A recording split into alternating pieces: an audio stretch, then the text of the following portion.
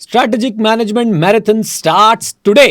Chapter number 3 से शुरुआत कर रहे हैं। पूरी कंप्लीट रिवीजन है। कुछ रह जाए तो मुझे कमेंट बॉक्स में बता देना और साथ साथ में कमेंट बॉक्स में जो भी आपके डाउट वो पूछ लेना। जो बच्चा टाइम स्टैम्प बनाएगा उसको मेरी तरफ से बहुत सारा जो है वो प्यार और आशीर्वाद मिलने वाला है। तो टाइम स्टैम्प जरूर जरूर जरूर बना देना। राइट, एसएम के लिए हम लोग क्या कर रहे हैं, आप लोगों के लिए एक प्लेलिस्ट बना रहे हैं। उस प्लेलिस्ट को जरूर चेकआउट कीजिएगा क्योंकि इस प्लेलिस्ट से आप लोग उठा पाएंगे ज्यादा से ज्यादा फायदा। और वीडियो को लाइक नहीं कर रहे हो तो बहुत दुष्ट, बहुत पापी, बहुत नालायक, बहुत ही लुच्चलफंगवारा हो तुम। Hit that like button and अगर चैनल पर नए हो तो हिट दैट सब्सक्राइब बटन ताकि आप लोग हमारे साथ जुड़ जाएं। ओके, तो चलिए अब शुरू करते हैं हम लोग स्ट्रैटेजिक मैनेजमेंट की इस रिवीजन वीडियो को। फ्री रिसोर्सेज जरूर देख लेना, प्लेलिस्ट जरूर देख लेना। All the best, God bless you. आइए जी आइए, चैप्टर नंबर 3 की रिवीजन शुरू करते हैं। ये है चैप्टर नंबर 3 का नाम, स्ट्रैटेजिक एनालिसिस इंटरनल एनवायरनमेंट। ये है इसके टॉपिक। सबसे पहले आपको इंटरनल एनवायरनमेंट से इंट्रोड्यूस कराएगा, फिर आपको स्टेक होल्डर्स वाला कॉन्सेप्ट जो है समझाया जाएगा। और स्टेक होल्डर वाला कॉन्सेप्ट आपके एग्जाम के लिए सुपर इंपॉर्टेंट है, न्यूली एडेड है और कम से कम मैं एक्सपेक्ट करता हूं कि 4 नंबर का क्वेश्चन इसमें से आपको आ सकता है। आपको एमसीक्यू में भी पूछ सकते हैं, आपको बच्चों एक केस स्टडी में भी पूछ सकते हैं और आपसे डेफिनेटली डिस्क्रिप्टिव में तो ये पूछ ही सकते हैं। और जब मैं 4 बोलता हूं तो ये समझिए 4 आउट ऑफ 50 यानी 10% of your paper will be from this topic. Is that clear? बोलिए हाँ के ना। आ जाओ जरा साथ में बच्चों। अब बस कंफ्यूज नहीं होंगे, अब सीधा सीधा जो है इस टॉपिक को एग्जाम के पॉइंट ऑफ व्यू से प्रिपेयर करेंगे। तो ये की स्टेक होल्डर वाला आ जाएगा। देन हम लोग स्ट्रैटेजिक ड्राइवर का टॉपिक पढ़ेंगे, कोर कॉम्पिटेंसी के बाद बच्चों शॉर्ट एनालिसिस, कॉम्पिटिटिव एडवांटेज और फिर माइकल पोर्टर की जेनरिक स्ट्रैटेजीज। ये चैप्टर का ओवरव्यू है। ये चैप्टर का क्या है, come on tell me, overview है। आज हमने क्या कवर करना है, बहुत छोटा सा टॉपिक। एक तो इंटरनल एनवायरनमेंट में क्या क्या आता है। इंटरनल एनवायरनमेंट में आते हैं पीपल, वैसे ही स्टेक होल्डर लिख देते तो बहुत होता, बट कोई बात नहीं। People, stakeholder, process, infrastructure, administrative structure and organisational का कल्चर। राइट, तो ये इंटरनल एनवायरनमेंट के एक तरीके से इन्होंने आपको वेरिएबल्स बता दिए हैं बहुत ही कैजुअल तरीके से। I don't expect any kind of question other than MCQ on this. Right, defining and, ये क्या करते हैं, ऑर्गेनाइजेशन की आइडेंटिटी डिफाइन करते हैं। एंड दिस इज इंपॉर्टेंट बेटा, इंटरनल एनवायरनमेंट जो है वो कैसा होता है, it is specific for every organisation. Come on, it is specific for every organisation. Is that clear to everyone? जल्दी बोलिए। अच्छा जी, देन इसके बाद आते हैं बच्चों हमारे स्टेक होल्डर वाले कॉन्सेप्ट पे, जो कि बहुत इंपॉर्टेंट है। फिर एक बार बोल दूं, नया ऐड हुआ है आपके एग्जाम में, 4 नंबर का आ सकता है, तीनों फॉर्मेट में, केस स्टडी में, एमसीक्यू में, डिस्क्रिप्टिव क्वेश्चन में। ओके, स्टेक होल्डर का कॉन्सेप्ट क्या है, स्टेक होल्डर कौन होते हैं, पहले तो कीवर्ड याद रखिए, जिनका स्टेक होता है आपकी सक्सेस पे और इंपैक्ट कर सकते हैं आपकी सक्सेस को। इंटरेस्ट है और पावर है, स्टेक है और इंटरेस्ट है आपकी सक्सेस के लिए, स्टेक है और इंटरेस्ट है आपकी सक्सेस के लिए। क्या ये कीवर्ड्स याद रख सकते हैं? कम ऑन, यस और नो। और पहले से अपने माइंड को पावर और इन्फ्लुएंस जैसे वर्ड्स जो है, पावर और इन्फ्लुएंस और इंटरेस्ट जैसे वर्ड्स जो है याद करा के चलो, आगे काम आएंगे। तो इंडिविजुअल्स और एंटिटीज जिनका स्टेक है आपकी सक्सेस में और आपके ऑर्गेनाइजेशन को इंपैक्ट भी कर सकते हैं। अच्छा जी, then employ, share holder, investor, supplier, customer, regulator, so on, these are just examples. अभी हम इनको डिफरेंट डिफरेंट कैटेगरी में भी बांटेंगे। फिर से एक बार बोलते हैं, स्टेक होल्डर्स कौन होते हैं बेटा, ऐसी इंडिविजुअल्स और एंटिटी जिनका स्टेक है और जो इंपैक्ट भी कर सकते हैं। मैं आपको एक बार रुक के एक बार फिर से बोलना चाहूंगा, इसमें से बच्चों एनालिटिकल क्वेश्चन आने के चांसेस हैं। इसको रट्टा तो मारना ही है, लेकिन इसकी प्रैक्टिस भी जो हमने क्लास में करी है डिसाइड करने की कि कौन से ग्रुप में जाएगा, उस पर भी आपने फोकस रखना है। आइए, तो ये एग्जांपल देखिए, employee, share holder, investor, supplier, customer, regulator. अच्छा जी, इनके पास क्या होती है, power to influence. Influence level जो है वो क्या हो सकता है, अलग हो सकता है। इंटरेस्ट लेवल भी क्या हो सकता है, कम ऑन टेल मी, जल्दी बोलिए, अलग हो सकता है। इन्फ्लुएंस किस किस को कर सकते हैं, आपकी स्ट्रैटेजी को और आपकी परफॉर्मेंस को। फिर से इनके पास क्या होती है, पावर टू इन्फ्लुएंस, आपकी स्ट्रैटेजी और आपकी परफॉर्मेंस को इन्फ्लुएंस कर सकते हैं। इन्फ्लुएंस लेवल अलग हो सकता है, इंटरेस्ट लेवल भी अलग हो सकता है। क्या अलग अलग स्टेक होल्डर्स के ऑब्जेक्टिव क्लैश हो सकते हैं? बिल्कुल हो सकते हैं। जब ऑब्जेक्टिव क्लैश होंगे तो बेटा उसके कॉन्सिक्वेंसेस कैसे होंगे, come on tell me everyone, जल्दी बोलो, अनफेवरेबल होने वाले हैं। एक बार फिर से ये वाला चार्ट आपको रिवाइज कराऊंगा जल्दी से। देखिए कौन स्टेक होल्डर है और कैसे उनको आइडेंटिफाई करना है। ऐसे लोग जिनका स्टेक होता है आपकी सक्सेस में और जो इंपैक्ट कर सकते हैं आपकी सक्सेस को, स्टेक होता है आपकी सक्सेस में और इंपैक्ट कर सकते हैं आपकी सक्सेस को, वो होते हैं कौन, स्टेक होल्डर। एग्जाम्पल देना पड़ जाए तो बेटा, employee, share holder, investor, supplier, customer, regulator, etcetera. इनके पास पावर टू इन्फ्लुएंस होती है और पावर टू इन्फ्लुएंस जो है आपकी स्ट्रैटेजी और परफॉर्मेंस पे इन्फ्लुएंस करती है। इन्फ्लुएंस लेवल अलग अलग हो सकता है, इंटरेस्ट लेवल भी जो है इनका अलग अलग हो सकता है ऑर्गेनाइजेशन के अंदर। इनके ऑब्जेक्टिव्स क्लैश भी हो सकते हैं। जब ऑब्जेक्टिव्स क्लैश होंगे तो ऑर्गेनाइजेशन के लिए क्या होगा, अनफेवरेबल कॉन्सिक्वेंसेज होंगे। 2 बड़े शेयर होल्डर हैं एक ऑर्गेनाइजेशन में, जब वो लड़ेंगे तो बेटा शेयर होल्डर नीचे, कंपनी जो है वो नीचे जाएगी। Is that clear? बोलिए, इंप्लॉय और मैनेजमेंट जब लड़ेंगे तो कंपनी जो है वो नीचे जाएगी।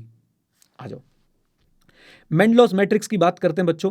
ये मेंडलो भैया थे, मेंडलो भैया ने क्या किया, एक मैट्रिक्स बनवाई और उस मैट्रिक्स के अंदर इन्होंने बोला कि आप स्टेक होल्डर को 4 पार्ट्स में बांट सकते हो। बेसिक गोल ये था, management of stakeholders and communication with stake holder.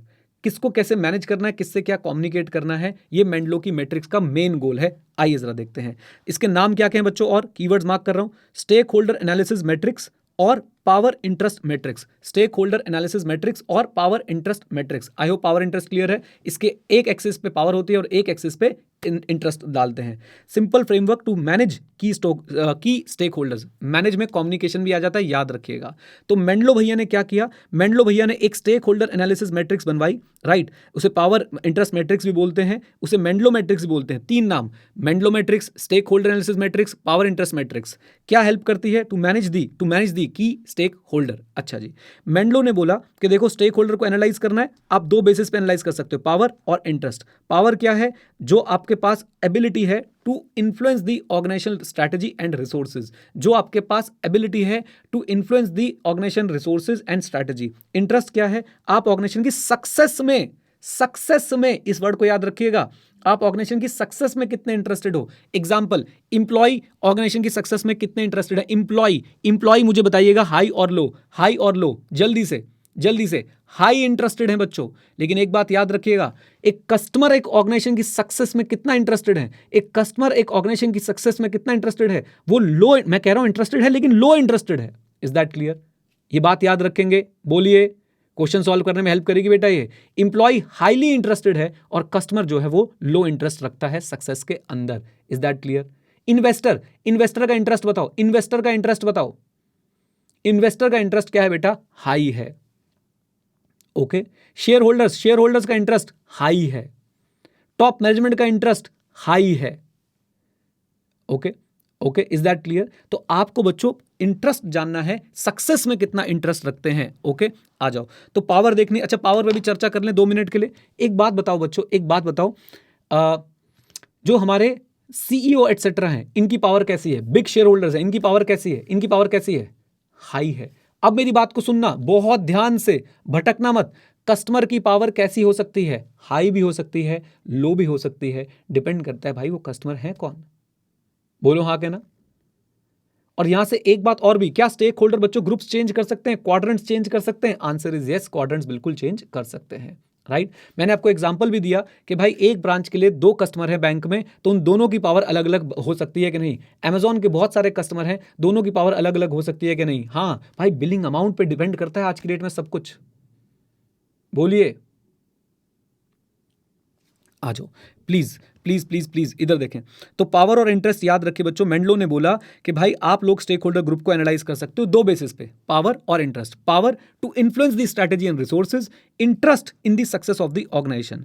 Her stakeholder की पावर और इंटरेस्ट सेम होती है? कम ऑन टेल मी, हर स्टेक होल्डर की पावर और इंटरेस्ट सेम होती है? नो, इंटरेस्ट और पावर लोगों की क्या हो सकती है, अलग हो सकती है। Some stake holder will hold more power than others and some stake holder will have more interest than others.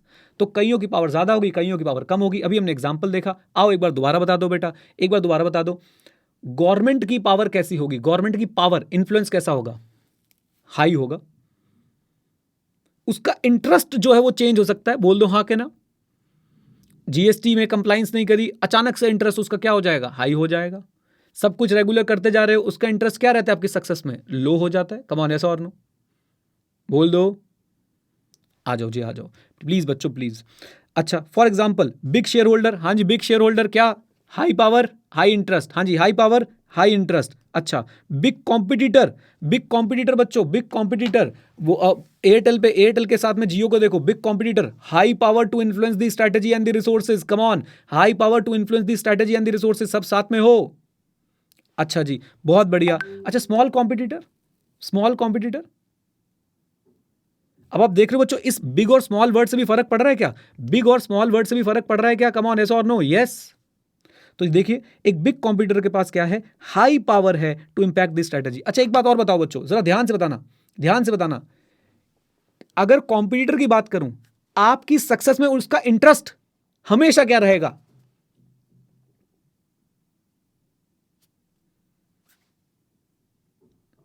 हमेशा लो रहने वाला है, लो। लो रहने वाला है बच्चों। हाई कैसे हो सकता है? कॉम्पिटिटर का आपकी सक्सेस में इंटरेस्ट हमेशा लो रहेगा। हाँ, उसकी पावर क्या हो सकती है मुझे बताइए, उसकी पावर क्या हो सकती है? उसकी पावर क्या हो सकती है? हाई भी हो सकती है, लो भी हो सकती है, डिपेंडिंग अपॉन कितना बड़ा कॉम्पिटिटर है। जियो की पावर कैसी थी बेटा एयरटेल के कॉन्टेक्स्ट में? बहुत सुपर हाई थी। Is that clear? बोल दो हाँ के ना। क्लियर है बात? अब बताओ क्लियर है पक्का? आ जाओ जी, आ जाओ, चलते हैं आगे और देखने की कोशिश करते हैं। तो big competitor would have high power to impact strategy but potentially less interest in success of the rival organisation. अच्छा जी, आ जाइए जरा, आ जाइए बच्चों, ये मैट्रिक्स को देखिए जरा। यहां पे ये मैट्रिक्स के एग्जाम में बनाने के लिए आ सकती है? बोलो हाँ या ना। यस, बिल्कुल आ सकती है। इस मैट्रिक्स के हिसाब से क्लासिफिकेशन करना भी आ सकता है क्या? यस, हमने जो एक्टिविटी करी थी। आ जाओ इधर देखो। हमारे पास बच्चों इधर है पावर, इधर है इंटरेस्ट, इधर पावर है लो, इधर पावर है हाई, इधर इंटरेस्ट है लो, इधर हमारा इंटरेस्ट है हाई। पहला ग्रुप देखो, लो प्रायोरिटी ग्रुप, इनको सिर्फ मॉनिटर करना है, कोई एंगेजमेंट करने की जरूरत नहीं है। जनरल और ओकेजनल कम्युनिकेशन हो सकता है। मीडिया हाउसेज यहां पे आ जाएंगे, बिजनेस मैगजीन यहां पे आ जाएंगी, कम ऑन। अच्छा जी, keep satisfied, consult often increase their interest, can be hindrance to the new ideas और स्ट्रेटेजिक चॉइसेस। सरकार आपकी यहां पे आ जाएगी, बैंक आपके यहां पे आ जाएगा, राइट। फिर हमारे पास बच्चों ये ग्रुप देखो, ये ग्रुप देखो, ये वाला जिसका पावर भी हाई है और जिसका इंटरेस्ट भी हाई है, ये हो गए बच्चों की प्लेयर्स। इन्हें क्या बुलाते हैं? Come on, key players. और की प्लेयर्स को हम लोग क्या करेंगे? We will manage closely, involve in decision making, engage regularly and build strong relationship. Investor, top management, shareholders, ये सब यहां पे आएंगे। सीईओ, बोर्ड ऑफ डायरेक्टर्स, ये सब बच्चों कौन है आपके लिए? की प्लेयर्स। आपको क्लोजली इन्वॉल्व रखना है इनके साथ अपने आप को, आपको इन्हें डिसीजन मेकिंग में इन्वॉल्व रखना है, रेगुलरली एंगेज यानी रेगुलरली कम्युनिकेट करना है और स्ट्रॉन्ग रिलेशनशिप बनाने हैं। अच्छा जी, keep them informed, utilise the high interest by engaging in decision, consult their areas in their areas of expertise and interest. सबसे अच्छा एग्जांपल है एम्प्लॉई। इनका इंटरेस्ट कैसा है? इनका इंटरेस्ट कैसा है? हाई है। बोल दो। पावर कैसी है? कम है। Easy, easy. ये तो रिवीजन में पूरा टॉपिक पढ़ रहे हो तुम लोग मेरे साथ, और कोई बात नहीं है। आओ देन कैटेगराइजेशन। पहला, कीप सेटिस्फाइड ग्रुप बच्चों, इनके पास पावर ज्यादा है, कम ऑन, पावर ज्यादा है, इंटरेस्ट कम है। इनके लिए हम क्या करेंगे? Enough work these people to keep them satisfied with their intended information on a regular basis. सबसे बेस्ट एग्जांपल गवर्नमेंट और बैंक। बैंक आपका रेगुलरली बैंक स्टेटमेंट देखना चाहता है, लोन लिया है तो आपसे, राइट। और गवर्नमेंट जो है आपसे रेगुलरली रिटर्न्स वगैरह, कंप्लाइंसेस वगैरह चाहती है। तो आपने बस एनफ वर्क करना है कि आप इनको सेटिस्फाइड रखें एंड इनको जो इंटेंडेड इन्फॉर्मेशन है वो रेगुलर बेसिस पे मिलती रहे। Key player stakeholder, high power high interest, इनके साथ फुली एंगेज करना है, इनके साथ हमें फुली एंगेज करना है and we will make greatest effort to satisfy them. Investor, shareholder, top management, इनसे एडवाइस लेंगे, एक्शन इनके साथ मिलकर हम लोग करेंगे, इनको इन्फॉर्म रखेंगे हर छोटी बात पे, रेगुलर बेसिस पे। For example shareholder, CEO, board of director etcetera. आ जाओ जी। Then low priority shareholder, low priority stakeholders बच्चों, ये कौन है? Low power less interested, low power less interested, interest कम है, पावर भी कम है। तो हम इनको क्या करेंगे? मॉनिटर करेंगे, कोई एक्शन लेने की जरूरत नहीं है, मिनिमल एफर्ट करेंगे, चेक रखेंगे इनके ऊपर का इनका इंटरेस्ट अचानक से हमारे अंदर बढ़ तो नहीं रहा है या फिर इनकी पावर चेंज तो नहीं हो रही है। For example business magazine, media houses etcetera. And finally keep informed stakeholders, ये कौन है? लो पावर लेकिन हाई इंटरेस्ट, इनको हम लोग एडिक्वेट कम्युनिकेशन जो है हम इनके साथ करते रहेंगे, राइट। एडिक्वेट कम्युनिकेशन हम इनके साथ करते रहेंगे, adequately inform this group of people and communicate them to ensure that no major issue arises. For example मेरे इंप्लॉइज के साथ मुझे रेगुलर कम्युनिकेट करते रहना चाहिए ताकि कोई मेजर इशू ना आए। ऑडियंस क्या कर सकती है? ये वाली ऑडियंस क्या कर सकती है? रियल टाइम फीडबैक दे सकती है, बच्चों को क्या परेशानी हो रही है, एरिया ऑफ इंप्रूवमेंट बता सकती है कि हमें क्या करना चाहिए। फॉर एग्जाम्पल आपके इंप्लॉइज हैं, वेंडर्स हैं, सप्लायर्स हैं, legal experts etcetera. Done, done. लीजिए बच्चों, तो ये हो गया आपका मेंडलो स्टेक होल्डर मैट्रिक्स। अब इसमें बच्चों और एक छोटा सा पार्ट है, क्या स्टेक होल्डर क्वाड्रेंट के बीच में मूव कर सकते हैं? यस, इन्वायरमेंट डायनेमिक है और स्टेक होल्डर को एक क्वाड्रेंट से दूसरे क्वाड्रेंट के बीच में मूव करा सकता है। फॉर एग्जांपल रेगुलेटरी ब्रीच अगर हो गई तो भाई साहब जैसे जीएसटी नॉन कंप्लाइंस, तो स्टेक होल्डर की पोजीशन चेंज हो जाएगी। उनकी पावर तो हाई थी ही, अब उनका इंटरेस्ट भी क्या हो जाएगा? Come on tell me, high हो जाएगा। फॉर एग्जाम्पल अगर आप कल को लोन में डिफॉल्ट कर देते हैं तो बैंक की बच्चों पावर तो हाई थी ही, अब आप इंटरेस्ट भी उनका अचानक से हाई हो जाएगा। आ जाओ जी। Changes in environment necessitate reanalysing Mendelow's grid to adopt stakeholder management and communication strategy. तो जैसे ही माहौल चेंज होगा, एनवायरमेंट चेंज होगा, तो आपको भी क्या करना पड़ेगा, आपको भी री एनालाइज करना पड़ेगा मेंडलो की ग्रिड को, ताकि आप लोग स्टेक होल्डर मैनेजमेंट और कम्युनिकेशन को भी चेंज कर पाए अकॉर्डिंगली। डन, बोल दो हाँ के ना। लो भाई, चलिए जी, welcome to the revision class. तो हम हैं चैप्टर नंबर 3 पे। चैप्टर 3 का इंट्रोडक्शन हमने कवर कर लिया, स्टेक होल्डर वाला टॉपिक हमने काफ़ी डिटेल में कवर किया, रिवीजन भी उसकी आपको मिल चुकी है। आज बच्चों हम लोग क्या करने वाले हैं, आज हम लोग इस टॉपिक से शुरू करेंगे जो कि एक कनेक्टिंग टॉपिक है। इसका बहुत ज़्यादा रोल आपके सिलेबस में नहीं है, राइट। क्या है ये connecting topic? Assessing the current performance of the business which are known as what, strategic drivers. तो क्या कह रहे हैं, कह रहे हैं जी बात ऐसी है, इंटरनल एनालिसिस करने के लिए आपको करंट परफॉर्मेंस को अच्छे से एनालाइज कर लेना चाहिए, और करंट परफॉर्मेंस को एनालाइज करने के लिए आपको स्ट्रैटेजिक ड्राइवर्स पे ध्यान रखना चाहिए, जो आपके बिजनेस को दूसरे बिजनेस से क्या करते हैं, अलग करते हैं। फिर से लाइन बोल देता हूं, कम ऑन। क्या करना चाहिए आपको? करंट परफॉर्मेंस को एनालाइज करना चाहिए। करंट परफॉर्मेंस को एनालाइज करने के लिए स्ट्रैटेजिक ड्राइवर्स पे ध्यान रखना चाहिए, और स्ट्रैटेजिक ड्राइवर्स वो होते हैं जो आपको अलग करते हैं बाकी बिजनेस से। इसको छोड़ दीजिए।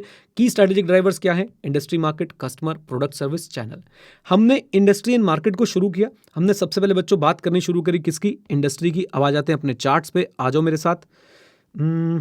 ये तो नहीं था हमारे पास, ये रहा। हाँ जी, हमने सबसे पहले बात करी इंडस्ट्री की। इंडस्ट्री है क्या? Similar companies are group together in industry and grouping is based on primary product. Come on, grouping is based on what? Come on tell me. Primary product. अच्छा जी।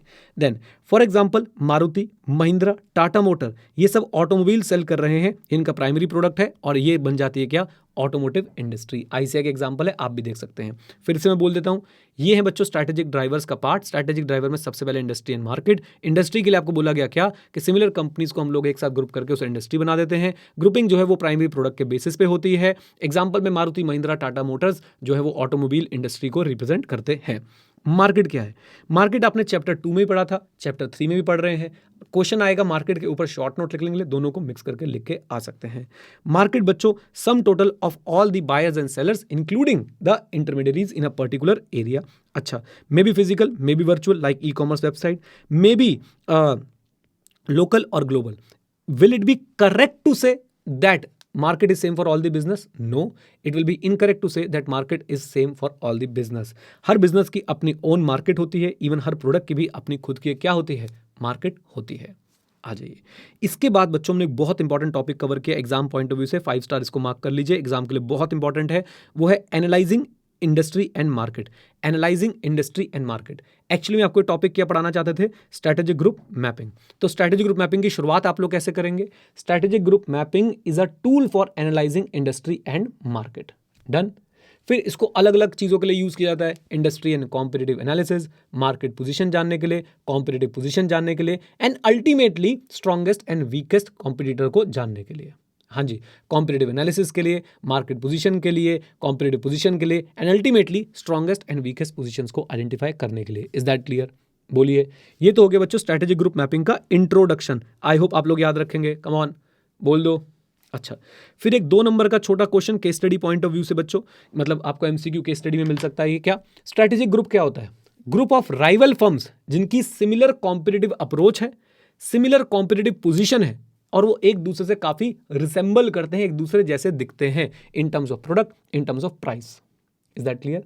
ओप्पो, वीवो, हाँ मुझे पता है आप लोग चिल्लाओगे ये तो सेम ही कंपनी के प्रोडक्ट हैं, बट फॉर एग्जांपल ओप्पो और वीवो लगभग बच्चों सेम प्रोडक्ट सेम प्राइसेस पे निकाल रहे होते हैं। कम ऑन, यस और नो?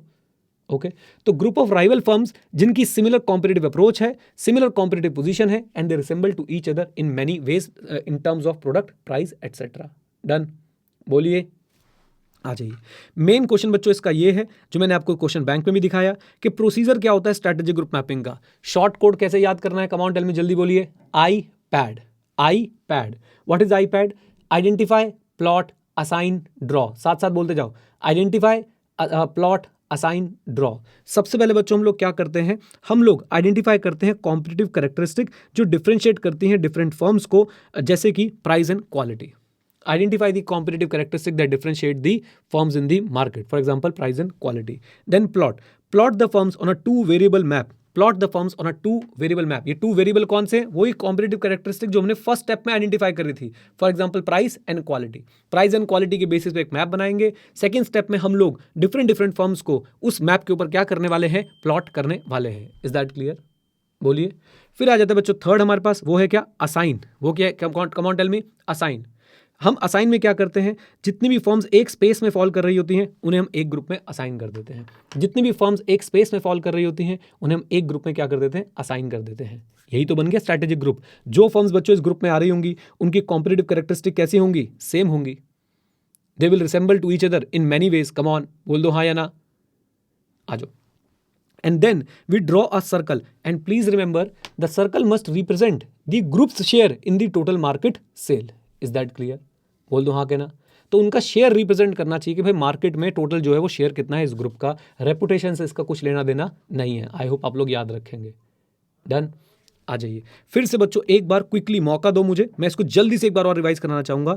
हम लोग पढ़ रहे थे इंटरनल इन्वायरमेंट। इंटरनल इन्वायरमेंट में हम लोग इंटरनल एनालिसिस में पहुंचे। वहां पे बोला कि स्ट्रैटेजिक ड्राइवर्स को समझो। स्ट्रैटेजिक ड्राइवर में आता है इंडस्ट्री एंड मार्केट। इंडस्ट्री का टॉपिक बच्चों हमने यहां से कवर कर लिया। अब हम लोग बात कर रहे हैं किसका? अब हम लोग बात कर रहे हैं आपके एनालाइजिंग इंडस्ट्री एंड मार्केट की। तो उसके लिए हम लोग एक टूल यूज करते हैं जिसका नाम है क्या? Strategic group mapping. It is use for analysing industry and market. ये क्या करता है? कॉम्पिटिटिव एनालिसिस करता है, कॉम्पिटिटिव पोजीशंस पता लगाता है, मार्केट पोजीशन पता लगाता है, and ultimately strongest and weakest position भी पता लगा लेता है। स्ट्रैटेजिक ग्रुप क्या होता है बेटा? ऐसी group of rival firms which are similar in competitive approach, which have similar position in the market, they resemble to each other in several ways, for example product price etcetera. Procedure बहुत important है। Procedure में बच्चों क्या आता है? IPAD, identify, plot, assign, draw. Identify the competitive characteristic जो differentiate करती हैं फर्म्स को एक पर्टिकुलर इंडस्ट्री में। Plot the firms on the 2 variable map on the basis of the competitive characteristic identified in step 1. Assign same group to the firms falling within the same space. जो firm same space में fall कर रही है उन्हें same group दे दो। And then draw a circle, and the circle must represent the group share in the total market sale or total market share. Done. बोल दो हाँ के ना। लीजिए, इसके बाद बच्चों आज का हमारा जो तीसरा टॉपिक था हमने क्या किया है मैं आपको बता देता हूं, ताकि कुछ बच्चे जो बहुत ज़्यादा परेशान रहते हैं, अरे मास्टर ये वाले टॉपिक तुमने नहीं करा है। हाँ, मैं खुद बोल रहा हूं, अभी के लिए बेटा हमने नहीं करे हैं। ये कस्टमर वाला टॉपिक, ये प्रोडक्ट और सर्विस वाला टॉपिक, ये मार्केटिंग स्ट्रैटेजी वाला टॉपिक अभी हमने नहीं करा है। इसको हम लास्ट में करेंगे, राइट। इवन ये चैनल वाला टॉपिक हम लोग सीधा जंप करके आ गए कहाँ पे? कोर कॉम्पिटेंसी वाले टॉपिक पे, राइट। और कोर कॉम्पिटेंसी वाला टॉपिक बहुत इंपॉर्टेंट है एग्जाम के लिए। अगेन 5 स्टार टॉपिक है बच्चों, बिल्कुल भी इसको छोड़ के ना जाएं। सबसे पहली बात, कोर कॉम्पिटेंसीज वो कैपेबिलिटी है जो आपको क्या दिलवाती है? Competitive advantage. यानी because of this you will be able to outperform the competitors. Core competency क्या किसी एक स्किल की बात चल रही है? No, it is combination of technological know how, managerial know how, wisdom and experience. Okay, technological know how, managerial know how, wisdom and experience, right. इन सब का एक कॉम्प्लेक्स मिक्सचर, एक कॉम्प्लेक्स ब्लेंड बनता है, और वो फिर आपकी कोर कॉम्पिटेंसी बनती है जिससे आप कॉम्पिटिटर को आउट परफॉर्म कर पाते हो। डन। बोल दो हाँ या ना। अच्छा जी, बार बार एक बात रिपीट होती हुई देखेंगे आप लोग कि कोर कॉम्पिटेंसी आपको अपने कंपटीशन से डिफरेंशिएट करती है और आपकी खुद की पर्सनालिटी जो है रिफ्लेक्ट कराती है। एप्पल आज के डेट में बच्चों हमें दिखता है कि भाई साहब टेक वाइज हम एप्पल की पर्सनालिटी को जब देखते हैं तो हमें पता चलता है कि वो मिनिमल डिज़ाइन की तरफ जाना चाहता है, उसको यूज़र इंटरफेस पे बहुत फोकस करता है, इकोसिस्टम पे बहुत फोकस करता है। कम ऑन, यस और नो बोल दो। तो इसलिए एप्पल की एक अलग पर्सनालिटी बनती है उसकी कोर कॉम्पिटेंसीज की वजह से, जो उसे डिस्टिंग्विश करती है उसके कॉम्पिटिटर से। आ जाओ। देन ये कॉम्पिटेंसीज बच्चों कैसे आती हैं? ये एक दिन में नहीं आ जाती हैं। दे emerge over time through the process of accumulating and learning how to deploy different resources and capabilities. Okay, core competencies develop or emerge over a time, and you learn this in the process of accumulating and learning how to deploy different resources and capabilities. C.K. Prahlad और Gary Hemal का क्या कहना है? इनका कहना है कि core competency को, अगर आप किसी चीज़ को अपनी कोर कॉम्पिटेंसी मानना चाहते हैं तो वो 3 एरियाज में ज़रूर काम करनी चाहिए। Number 1 differentiation, competitive differentiation. Number 2 value to the customer, and number 3 application to other market. एक सेट ऑफ कैपेबिलिटी तभी आपकी कोर कॉम्पिटेंसी हो सकती है जब आप उसे डिफरेंट मार्केट्स में भी अप्लाई कर सकते हैं। Is that clear? बोलिए। आ जाइए। लास्ट पार्ट बच्चों रिवीजन का, आज का रिवीजन का। तो अब हम इन 3 एरियाज को पढ़ने वाले हैं। आगे बढ़ने से पहले एक बार इसको और रिवाइज करा देता हूं मीनिंग को।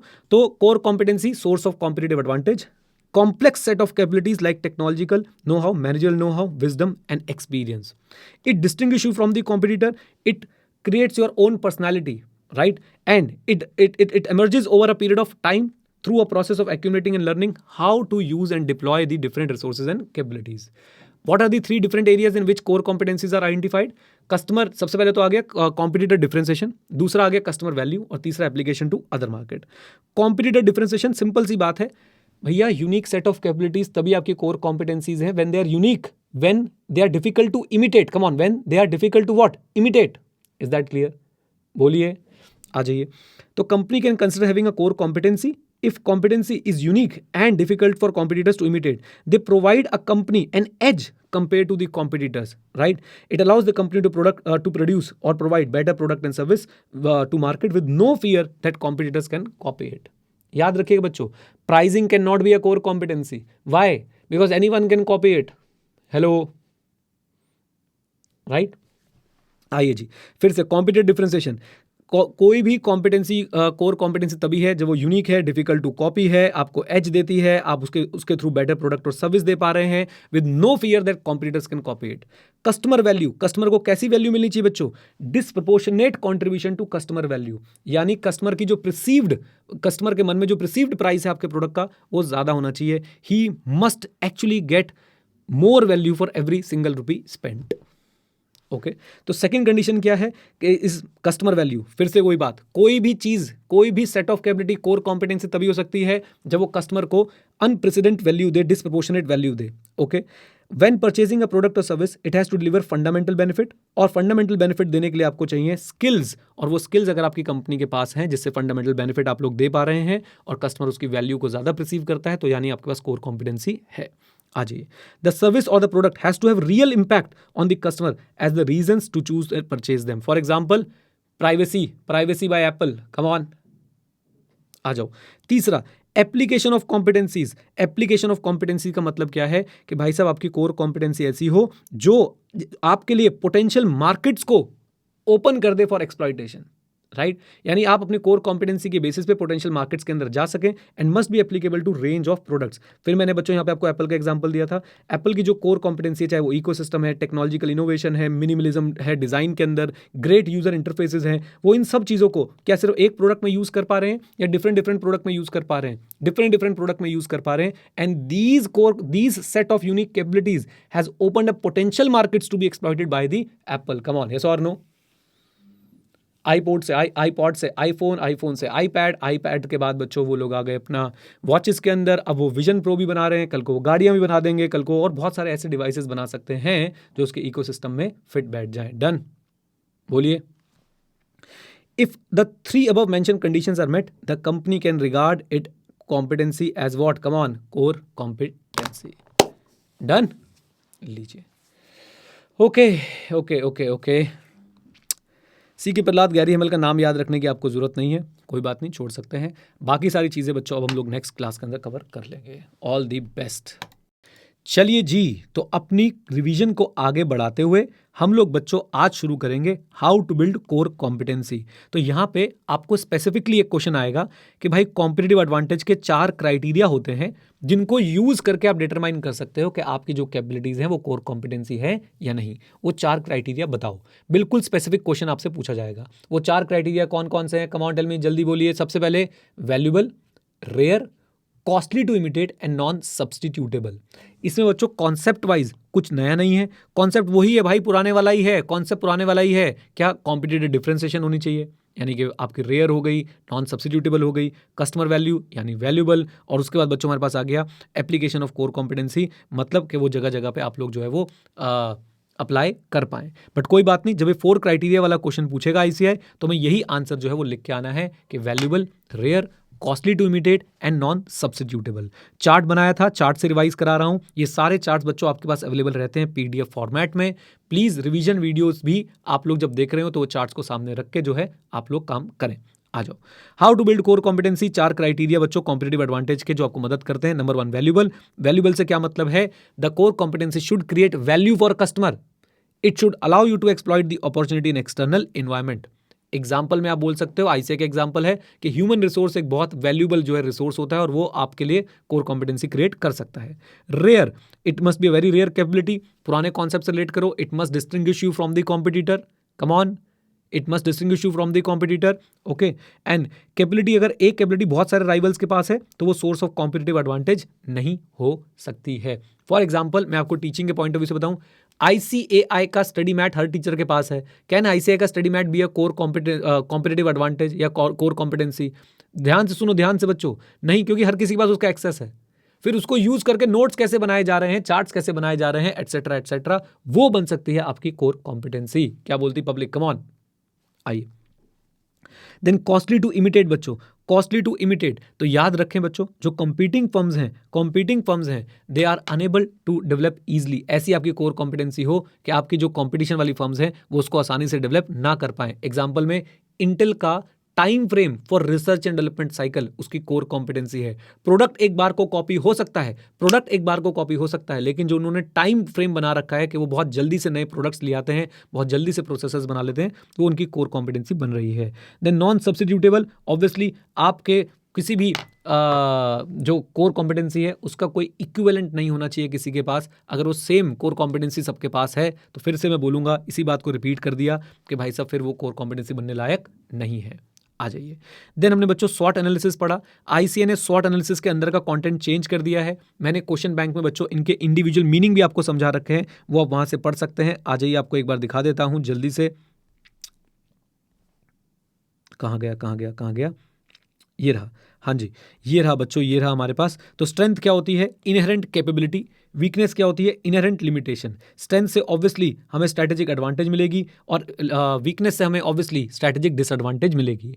अपॉर्चुनिटी क्या होती है? Favourable condition in the environment. और थ्रेट क्या होती है? Unfavourable condition in the environment, जिससे रिस्क जो है वो हो सकते हैं। आ जाइए वापस अपने चार्ट पे। तो ये हो गया हमारा SWOT का बेसिक मीनिंग। इसमें हम लोग करते क्या है? हम लोग बिजनेस की स्ट्रेंथ, वीकनेस, अपॉर्चुनिटी, थ्रेट को एनालाइज करते हैं। First is analysis. दूसरा ऑब्जेक्टिव क्या है? Full awareness of all the factors, external as well as internal factor, ताकि आप लोग अच्छे बिजनेस डिसीजन ले पाएं। तीसरा, should proceed all the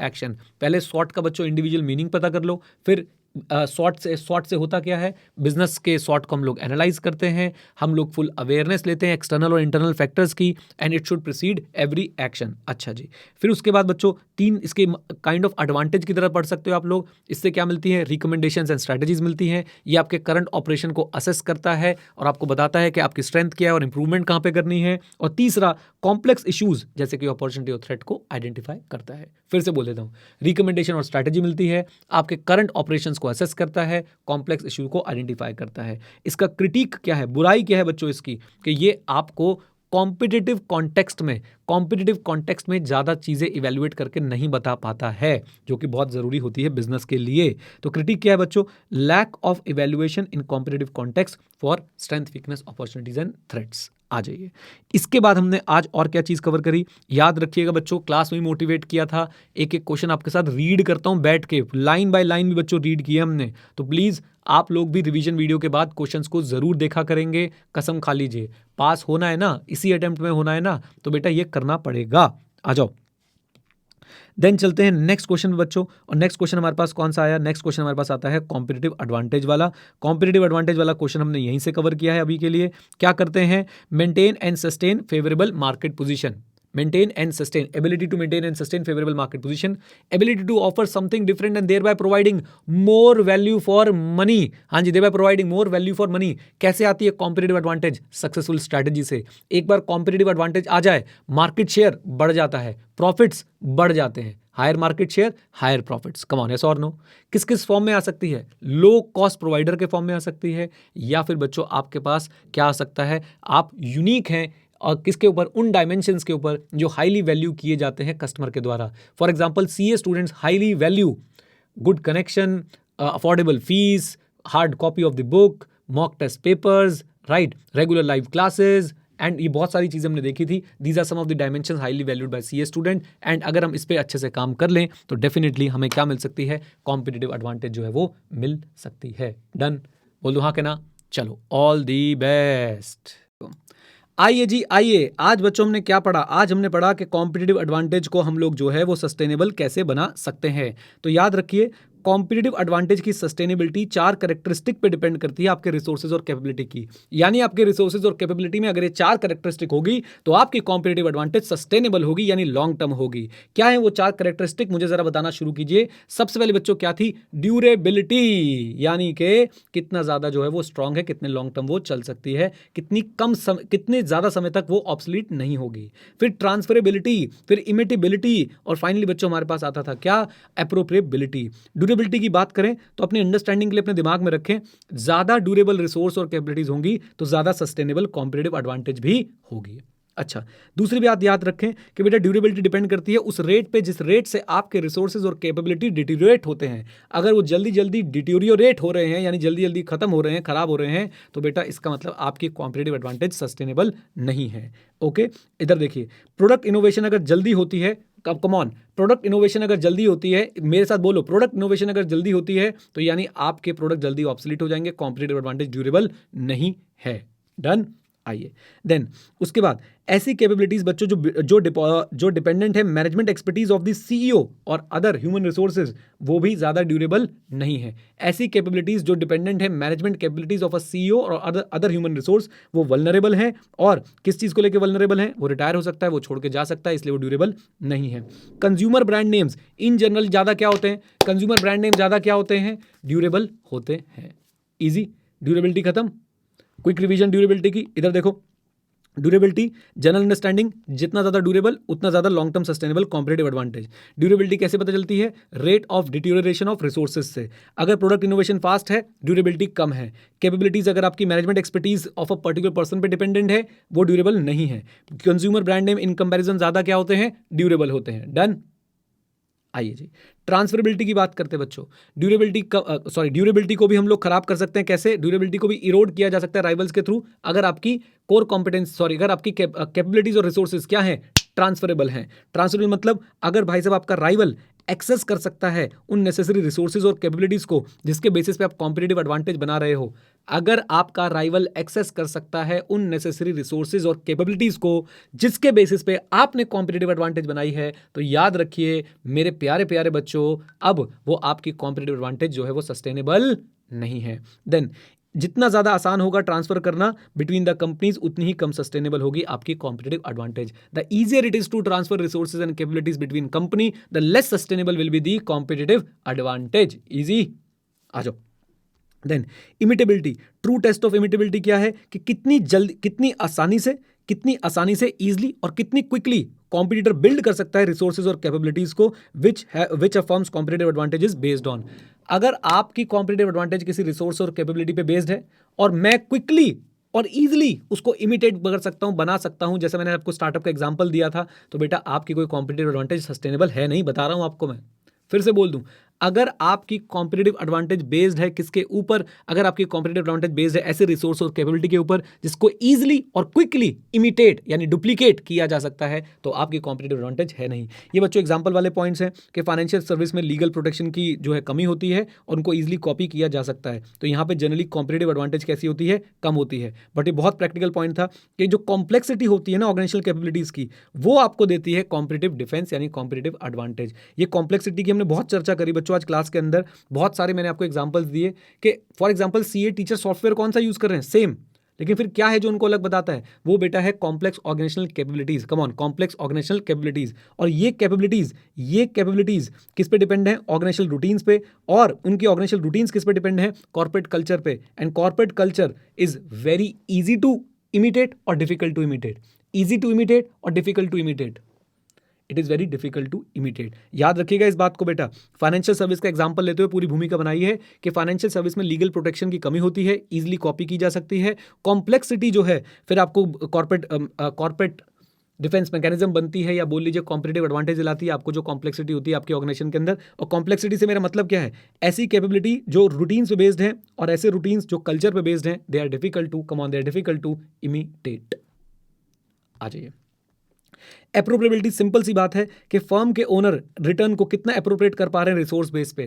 firm के ओनर कितना जो रिटर्न कमा रहे हैं उसको एप्रोप्रिएट कर पा रहे हैं रिसोर्स बेस पे। सिर्फ और कॉम्पिटिटिव एडवांटेज से बच्चों सिर्फ वैल्यूएबल रिसोर्स आपके पास होना बहुत नहीं है, उन वैल्यूएबल रिसोर्स से आपको फाइनेंशियली बेनिफिट भी होना चाहिए। It is not enough to have valuable resources only, but you should also earn financially from valuable resources. Is that clear? बोलिए, आ जाइए. देन एग्जाम्पल बच्चों, ये एग्जाम्पल आपको किसी बुक में नहीं मिलेंगे, मैंने खुद के एग्जाम्पल्स यहाँ पे डाले हैं. ध्यान रखिए, एक कंपनी के पास अगर एक पेटेंट है तो उसकी appropriability of the returns to the resources, appropriability of the returns to the resources कैसी होगी? चैट में बता दो, चैट में बता दो. अगर एक पेटेंट है तो बेटा उसकी अप्रोप्रिएबिलिटी कैसे होने वाली है? हाई होने वाली है, पॉजिटिव होने वाली है, राइट. और ऑन द कॉन्ट्ररी, अगर आपकी बच्चों अगर आपकी कॉम्पिटिटिव एडवांटेज एक इंसान पे बेस्ड है, तो उसकी अप्रोप्रिएबिलिटी कैसे होने वाली है? वो कम होने वाली है. डन. लीजिए, ये तो हो गया बच्चों हमारा कॉम्पिटिटिव एडवांटेज वाला क्वेश्चन रिवाइज. अब हम लोग चलते हैं बुक के अंदर, और बुक से बच्चों हमने क्या पढ़ा आज? बुक से हमने पढ़ा कॉस्ट लीडरशिप के बारे में. माइकल पोर्टर आए, पोर्टर भैया अभी जिंदा है, याद रखिएगा. माइकल पोर्टर आए, उन्होंने बोला कॉम्पिटिटिव एडवांटेज पानी है तो 3 डिफरेंट बेसिस से आपको कॉम्पिटिटिव एडवांटेज मिल सकती है. Cost leadership, differentiation and focus. Come on, cost leadership, differentiation and focus. Okay, हम सीधा चले गए कॉस्ट लीडरशिप पढ़ने के लिए.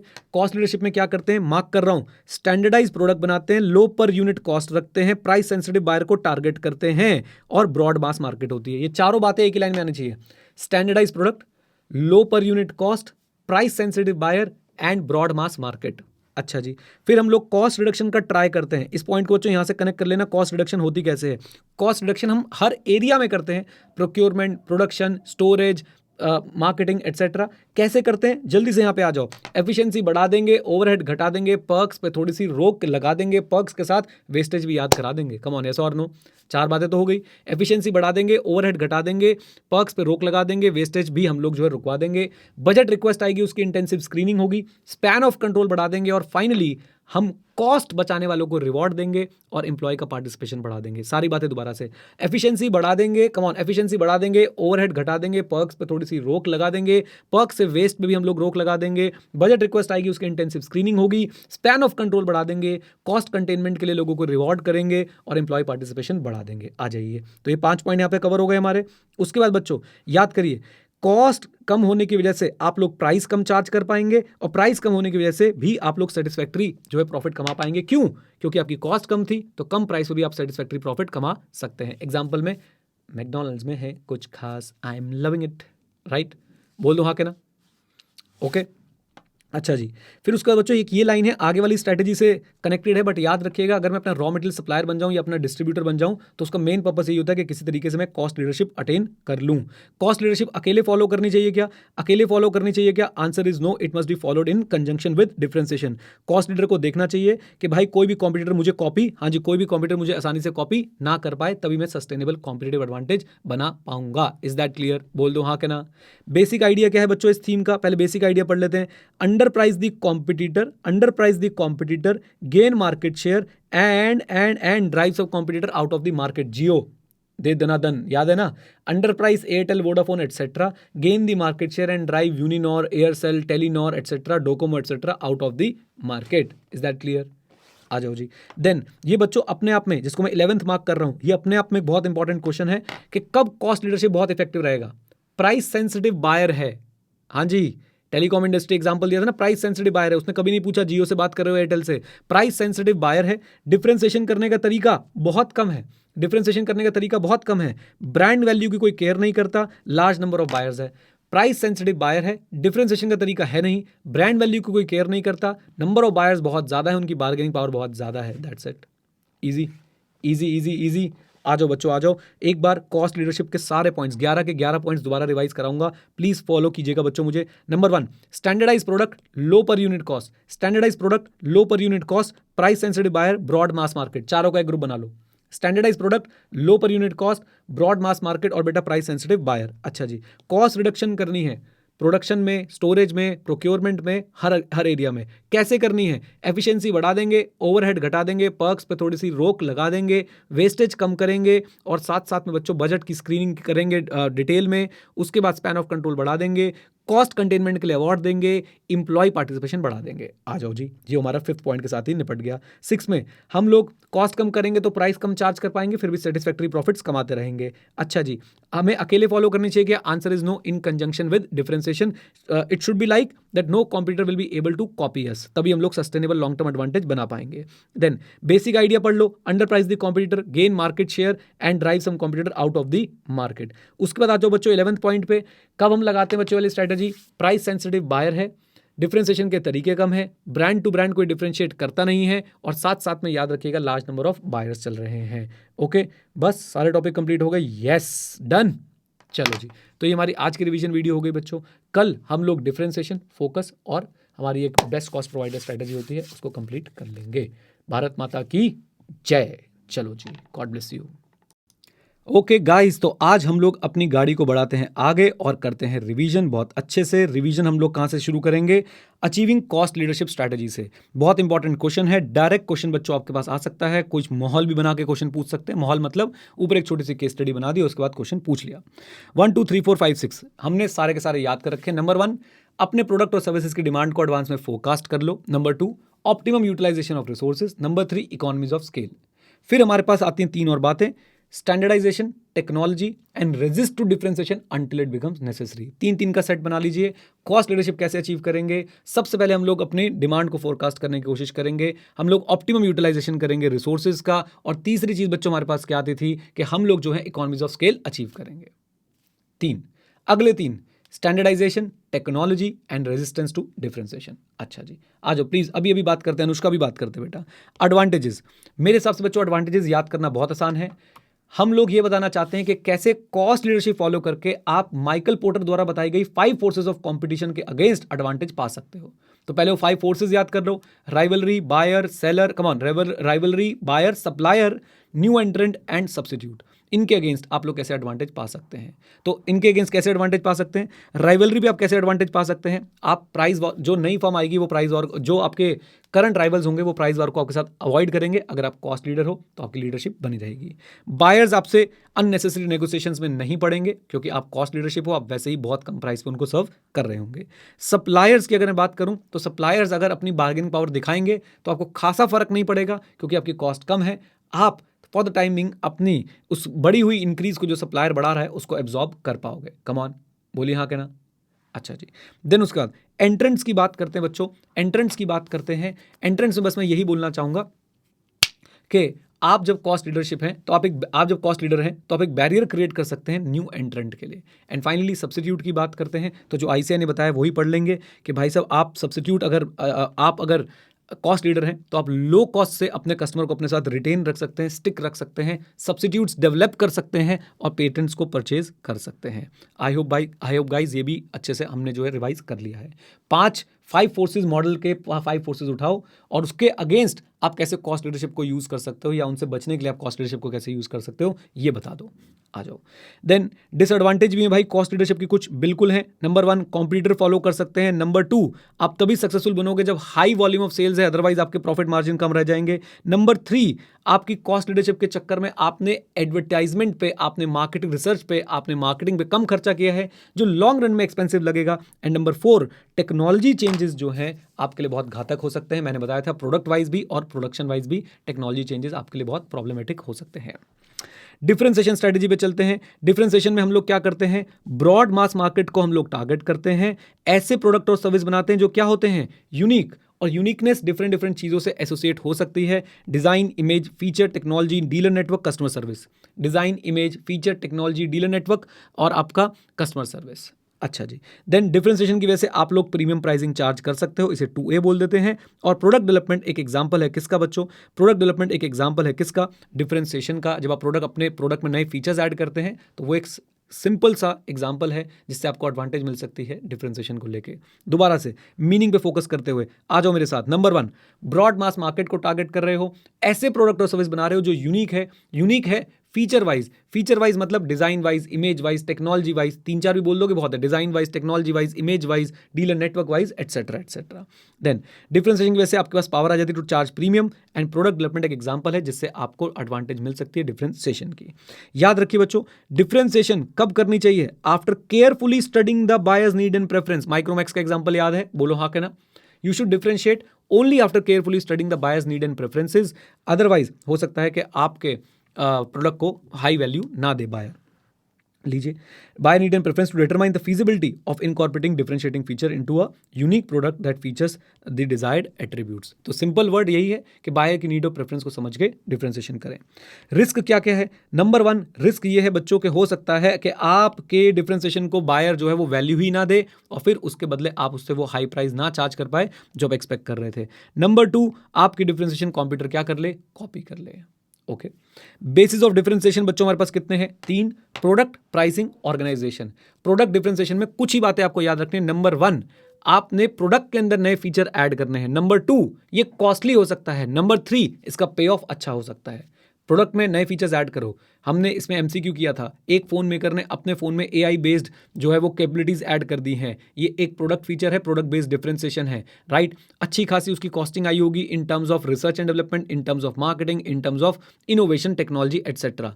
लेकिन इसका पे ऑफ क्या हो सकता है? बहुत अच्छा हो सकता है अगर कस्टमर इसको हाई वैल्यू दे दे तो। दूसरा बच्चों, pricing based differentiation. Pricing based differentiation में 2 बातें याद रखिए। You can either be the low price differentiator और you can be a high price charging differentiator. You can charge high premium for your differentiated products. अच्छा जी। Then third बात करते बच्चों हम किसकी? ऑर्गेनाइजेशन बेस्ड डिफरेंशिएशन की। ऑर्गेनाइजेशन बेस्ड डिफरेंशिएशन क्या होता है? बेसिकली ऑर्गेनाइजेशन की ब्रांड इमेज, ऑर्गेनाइजेशन की ब्रांड वैल्यू, कस्टमर की लॉयल्टी। जब ये सारी चीजें आपकी डिफरेंशिएटिंग फैक्टर बन जाती हैं तो हम लोग बोलते हैं कि आपने डिफरेंशिएशन करी है on the basis of what? Come on tell me, on the basis of what? Organisation. Is that clear? बोलिए, आ जाइए। तो maximising the power of a brand using specific advantage, वो लोकेशन के एडवांटेज, नेम रिकग्निशन के advantage, customer loyalty के advantage, तो वो होती है ऑर्गेनाइजेशन बेस्ड डिफरेंशिएशन। याद रखिएगा, इस टॉपिक को सबसे कम लोग पढ़ते और पढ़ाते हैं, बेसिस ऑफ डिफरेंशिएशन को, और इस पे क्वेश्चंस आते हैं बच्चों, इग्नोर नहीं करने का है। ओके, 3 तरीके से आप डिफरेंशिएशन कर सकते हो, product based, pricing based, organisation based. Product based, innovative product बनाओ, कॉस्टली होगा लेकिन पे ऑफ अच्छा होगा। अच्छा, प्राइसिंग बेस्ड, या तो आप बन जाओ लो, या तो आप चार्ज करो लो प्राइस, या फिर आप सुपीरियरिटी स्टैब्लिश करो by charging premium price like Apple. तीसरा बच्चों, ऑर्गेनाइजेशन बेस्ड। ऑर्गेनाइजेशन बेस्ड में आप अपनी पावर ऑफ ब्रांड को या और जो आपके पास कोई स्पेसिफिक एडवांटेज हो सकती है, एक पर्टिकुलर लोकेशन पे आप हो जो आपको बहुत ज़्यादा एडवांटेज दे रही है, या आपकी ब्रांड वैल्यू है, ब्रांड इमेज है, आपकी कस्टमर लॉयल्टी है, जैसे फॉर्च्यूनर का एग्जांपल हमने यहाँ पे लिया था, तो आप उसका फायदा उठा के जो है वो क्या बना सकते हो? एक डिफरेंशिएशन बना सकते हो। लीजिए, तो ये हमारी कुछ बातें थी बच्चों आज की। जल्दी से मैंने आपको पूरी क्लास जो है वो रिवाइज भी करा दी है। आई होप आप लोग पढ़ के आएंगे। होमवर्क में जो आपको क्वेश्चन मिले हैं प्लीज़ वो आप लोग अपलोड कर दीजिएगा। हमने जो क्लास में क्वेश्चन डिस्कस किए थे, मैं आपको बता दूं कि जो होमवर्क वाले क्वेश्चन थे वो है क्वेश्चन नंबर 22, बहुत important. Question number 23, Sohan and Ramesh, हाँ जी ठीक है। और उसके बाद बच्चों हमारे पास आया था ये 24 तो आप लोग रीड कर सकते हैं, डायरेक्ट क्वेश्चन है बच्चों। उसके बाद ये 25 भी एक अच्छा क्वेश्चन है। 26 अगेन रीडिंग वाला क्वेश्चन है, आप एक बार लिख के प्रैक्टिस करना चाहते हैं कर सकते हैं। उसके बाद क्वेश्चन नंबर 27 मैं चाहूँगा आप लोग राइटिंग प्रैक्टिस करें ऐसे क्वेश्चंस की। जो डायरेक्ट क्वेश्चन है बच्चों उनको मल्टीपल टाइम्स रीड कर सकते हैं रिवीजन वीडियो के साथ। जो आपके इनडायरेक्ट क्वेश्चंस आते हैं आई विल सजेस्ट कि आप उनकी राइटिंग प्रैक्टिस जरूर कीजिए। और जो डायरेक्ट क्वेश्चन है फॉर एग्जाम्पल ये भी, इनकी आप देखिए, आप कोई भी टॉपिक जब पढ़ेंगे ऐसे वाला तो आप देखेंगे कि इनमें कॉस्ट लीडरशिप हो, डिफरेंशिएशन हो, फोकस हो, तीनों की ही एडवांटेज में 5 फोर्सेस का यूज़ किया गया है। समझे आप मेरी बात को? तीनों की ही एडवांटेज में किसका यूज़ किया गया है? 5 फोर्सेस का। तो वहाँ पे आपको हेडिंग्स याद करने की इतनी टेंशन है नहीं। बट ऐसा कोई क्वेश्चन होता है जिसमें बहुत सारी आपको लग रहा है कि बहुत सारी हेडिंग्स आ रही हैं, तो आप एटलीस्ट हेडिंग लिख के, डायरेक्ट क्वेश्चन है, हेडिंग लिख के प्रैक्टिस कर लीजिए। अंदर का कॉन्टेंट आप अपने बेसिस पे लिख के आ सकते हैं, अपनी अंडरस्टैंडिंग के बेसिस पे लिख के आ सकते हैं। इनडायरेक्ट क्वेश्चन बच्चों मैं मोटिवेट करूंगा आपको कि जरूर लिख के प्रैक्टिस करें, क्योंकि आपके आंसर की फ्रेमिंग धीरे धीरे सुधरेगी। ऐसा नहीं होगा कि एक बार में सही हो जाएगी। ओके, बोल दीजिए। चलो जी, आइए जी, तो हम बच्चों आज सबसे पहले शुरुआत करेंगे कि आप डिफरेंशिएशन कैसे अचीव कर सकते हैं। ये 6 पॉइंट है जो आपको याद रखने हैं। PPQIIP, PPQIIP। सबसे पहले बच्चों P से है प्रेफरेंस, फिर है परफॉर्मेंस, फिर है क्वालिटी। I से है इमेज, और I से है इनोवेशन, और आपका एक और P से है प्राइसिंग। अगर मैं बात करता हूं बच्चों प्रेफरेंस की, डिफरेंशिएशन अचीव करनी है तो आप कस्टमर को यूटिलिटी दीजिए, उसके टेस्ट और प्रेफरेंस के हिसाब से प्रोडक्ट बनाइए। उसके बाद अपने प्रोडक्ट की परफॉर्मेंस को एलिवेट कर दीजिए। जब ये दोनों हो जाएंगे तो बेटा अपने आप ही कस्टमर को क्या मिल जाएगी? Quality and satisfaction. आपको क्या मिल जाएगी? डिफरेंशिएशन। IIP की बात करते हैं, इनोवेशन। प्रोडक्ट को इनोवेट करते रहिए, प्रोडक्ट की इमेज और ब्रांड वैल्यू बढ़ाते रहिए, और साथ साथ में आप प्राइसिंग के थ्रू भी क्या अचीव कर सकते हैं? डिफरेंशिएशन। एक बार दोबारा से, PPQIIP। P से सबसे पहले क्या था? प्रेफरेंस, फिर P से क्या था? परफॉर्मेंस। दोनों आ जाएंगे तो क्या मिल जाएगा? Q बोले तो quality and satisfaction. IIP innovation, image and brand value and finally pricing. आ जाइए। देन एडवांटेज क्या है बच्चों? एडवांटेज के लिए पोर्टर 5 फोर्सेस मॉडल याद रखो। राइवल्स के अगेंस्ट क्या एडवांटेज होगी? बायर्स के अगेंस्ट क्या एडवांटेज होगी? सेलर्स के अगेंस्ट क्या एडवांटेज होगी? आपके न्यू एंट्रेंट के अगेंस्ट क्या एडवांटेज होगी? और सब्स्टिट्यूट के अगेंस्ट क्या एडवांटेज होगी? सबसे पहले बात करूंगा बच्चों मैं कि राइवल्स के अगेंस्ट क्या एडवांटेज होगी डिफरेंशिएशन की। तो राइवल्स के अगेंस्ट आप ब्रांड लॉयल्टी की एडवांटेज पे खेल पाएंगे। राइवल्स को आप लोग हरा सकते हैं क्योंकि डिफरेंशिएशन से आपकी ब्रांड लॉयल्टी बन जाएगी। बायर्स के अगेंस्ट आप कैसे यूज करेंगे? बायर्स आपसे नेगोशिएट नहीं करेंगे क्योंकि आपका प्रोडक्ट डिफरेंशिएटेड है और उनके पास ऑप्शंस भी जो है वो क्या है? कम है। सप्लायर्स के अगेंस्ट आप लोग कैसे इसको यूज कर सकते हैं? सप्लायर कॉस्ट बढ़ा भी लेगा तो आप क्योंकि प्रीमियम प्राइस चार्ज कर रहे थे, आप उसकी कॉस्ट को एब्जॉर्ब कर जाओगे। तो प्रीमियम प्राइस को आप लोग क्या कर जाओगे? प्रीमियम प्राइस की वजह से आप लोग क्या कर जाओगे? कॉस्ट को एब्जॉर्ब कर जाओगे।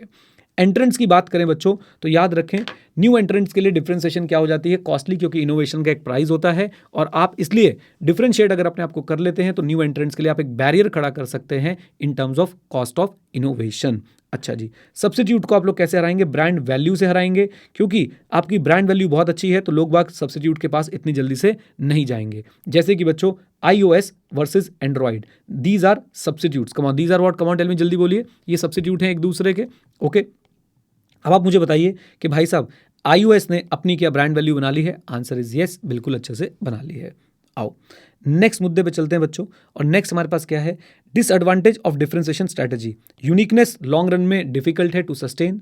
हो सकता है कि आपके हाई प्राइस की वजह से कस्टमर ऑल्टरनेटिव पे स्विच हो जाए। And finally it is very much possible कि कस्टमर आपकी डिफरेंशिएशन को वैल्यू ही ना करे। मैं तीनों एग्जाम्पल दोबारा बताऊंगा।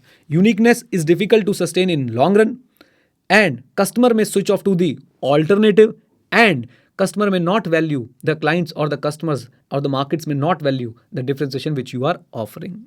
Done. Micromax आ जाओ, Samsung Fold आ जाओ जी। देन इसके बाद हम लोग बात करते हैं किसकी? फोकस स्ट्रैटेजी की। फोकस बच्चों हम लोग क्या करते हैं?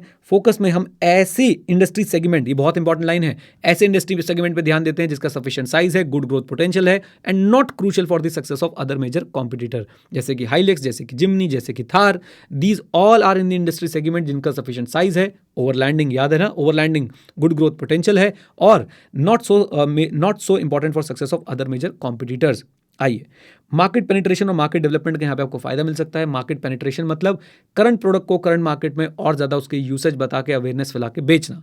मार्केट डेवलपमेंट मतलब करंट प्रोडक्ट को ज्योग्राफिकली या और किसी तरीके की नई मार्केट में ले जाना। तो मार्केट पेनिट्रेशन और डेवलपमेंट से मिलती है आपको फोकस में कामयाबी। It should B followed in conjunction with differentiation, and ये तब फॉलो होती है जब बेटा लोगों की क्या होती है? Distinctive preference. आइए दोबारा से, depends on industry segment, sufficient size, good growth potential, not so crucial for the success of other major competitor. क्या हेल्प करेगा आपको इसमें? मार्केट पेनिट्रेशन और market development in conjunction with differentiation. Buyer की क्या है? Distinctive preferences. रॉयल एनफील्ड भी इसमें आ जाता है क्या? Answer is yes. रिस्क क्या है बच्चों? लॉन्ग रन में हो सकता है कि इसको क्या कर लिया जाए? कॉपी कर लिया जाए, या कस्टमर की प्रेफरेंस जो है वो स्टैंडर्ड प्रोडक्ट पे ड्रिफ्ट हो सकती है। हाँ जी, लॉन्ग रन में हो सकता है इसको कॉपी कर लिया जाए, या कस्टमर की प्रेफरेंस जो है वो कहाँ पे ड्रिफ्ट हो सकती है? वो लॉन्ग रन में किसी और प्रोडक्ट पे ड्रिफ्ट जो है वो हो सकती है। फोकस्ड कॉस्ट लीडरशिप बच्चों, फोकस्ड कॉस्ट लीडरशिप। अब फोकस करने के दो तरीके, एक कॉस्ट लीडरशिप, एक डिफरेंशिएशन। फोकस कॉस्ट लीडरशिप में आप प्राइस के बेसिस पे जो है वो क्या करते हैं? एक नैरो मार्केट को टारगेट करते हैं, राइट। और याद रखिएगा, जरूरी नहीं कि आप लोएस्ट प्राइस चार्ज करें, लेकिन आप लोग क्या बताने की कोशिश करते हैं? हम लोग बाकी फर्म से जो है वो लो प्राइस चार्ज करने की कोशिश करते हैं। हाँ जी, बाकी फर्म से हम लोग लो प्राइस चार्ज करने की कोशिश करते हैं। फोकस डिफरेंशिएशन की अगर मैं बात करता हूं तो फोकस डिफरेंशिएशन क्या करता है बच्चों? वहां पे आप लोग एक छोटी मार्केट पे तो टारगेट कर ही रहे हैं, उसमें आप यूनिक फीचर्स ऑफर करते हैं, राइट। और इसके एग्जांपल्स क्या हो सकते हैं? For example you are focusing on a particular sales channel, for example you are targeting a small demographic group. जैसे अभी हम क्वेश्चंस पढ़ रहे थे, हमने देखा था हाई नेटवर्थ इंडिविजुअल्स को टारगेट किया जा रहा है, याद है? बैंक वाले हाई नेटवर्थ इंडिविजुअल्स को टारगेट कर रहे हैं, स्पेस टेक वाले अलग से भाई साहब कुछ इंजीनियरिंग का प्रोडक्ट बना के बैठे हैं, या अभी हमने कंसल्टिंग फर्म का एग्जांपल लिया था, वो इन्वायरमेंटल कंसल्टिंग के अंदर जो है वो जा रही है। कम ऑन, यस और नो, जो उसके कॉम्पिटिटर्स नहीं कर रहे हैं। तो याद रखिए, आप एक सेल्स चैनल को पकड़ सकते हैं, आप एक पर्टिकुलर डेमोग्राफिक ग्रुप को पकड़ सकते हैं। ये सारी चीज़ें बच्चों आपको क्या देती हैं? फोकस डिफरेंशिएशन देती हैं। रॉयल्स रॉयस का एग्जांपल ICI का आप लोग कोट करके आ सकते हैं। देन अदर पॉइंट्स क्या है फोकस में, कैसे अचीव करेंगे, नीश सिलेक्ट करो, स्किल डेवलप करो, एफिशिएंसीज बढ़ाओ, इनोवेटिव हो जाओ। नीश सिलेक्ट करो, स्किल डेवलप करो, एफिशिएंसी बढ़ाओ, इनोवेटिव हो जाओ। ऐसी नीश सिलेक्ट करो जो बाकी लोगों के लिए भी जरूरी नहीं है, उसके लिए अपने पास सुपीरियर स्किल्स डेवलप कर लो, और उसके बाद बच्चों आप लोग वहां पे हाई एफिशिएंसीज यानी कॉस्ट को कम करने की कोशिश करो, और इनोवेटिव वेज बनाओ कि कैसे आप लोग जो है अपने प्रोडक्ट को कस्टमर तक पहुंचा पाओगे उस पर्टिकुलर नीश के अंदर। Advantage of focus strategy, advantage क्या है, आप प्रीमियम प्राइस चार्ज कर सकते हैं और कॉम्पिटिटर के लिए डिफिकल्ट टू कॉम्पीट बना सकते हैं, क्योंकि आप नीश मार्केट में पहले से अपनी अच्छी एक ब्रांड वैल्यू जो है वो बना चुके होंगे। तो प्रीमियम प्राइस चार्ज कर सकते हैं, क्यों, आप उनकी डिस्टिंक्टिव प्रेफरेंस जो है वो बना के दे रहे हैं, और साथ साथ में आप लोग कॉम्पिटिटर के लिए डिफिकल्ट टू कॉम्पीट बना सकते हैं, क्योंकि आप पहले से ही उस छोटी सी मार्केट में अपना रुतबा बना के बैठे होंगे। डिसएडवांटेज ऑफ फोकस स्ट्रेटेजी क्या है, हो सकता है आपके पास डिस्टिंक्टिव कॉम्पिटेंसीज ना हो जो फोकस स्ट्रेटेजी करने के लिए चाहिए, कॉस्ट आपकी हाई होगी क्योंकि डिमांड लिमिटेड होगी, और लॉन्ग रन में हो सकता है कि आपकी नीश एक्सप्लॉइट हो जाए, जो बड़े प्लेयर्स हैं उनको भी दिख जाए यहाँ पे प्रॉफिट है और वो इसके अंदर एंट्री लेना शुरू कर सकते हैं। डन। सैमसंग ने फोल्ड बनाया है, नीश बना के बैठा हुआ है, लेकिन आने वाले समय में क्या सबको वो धीरे धीरे दिखेगा अगर वो नीश ग्रो कर रही होगी, क्या सब लोग उसमें आना चाहेंगे? कम ऑन, यस और नो? Answer is yes. आ जाइए। देन बेस्ट कॉस्ट प्रोवाइडर की बात करता हूं बच्चों। ये क्या है बेस्ट कॉस्ट प्रोवाइडर? ये फर्दर डेवलप की गई है on the basis of 3 generic strategies. Customer को इसका टारगेट है मोर वैल्यू फॉर मनी देना, कॉस्ट को कम करके डिफरेंसेस को बढ़ा के, यानी डिफरेंशिएशन लाके और कॉस्ट को कम करके, यानी दोनों को मिक्स कर देना, दोनों को मिक्स कर देना। आ जाओ।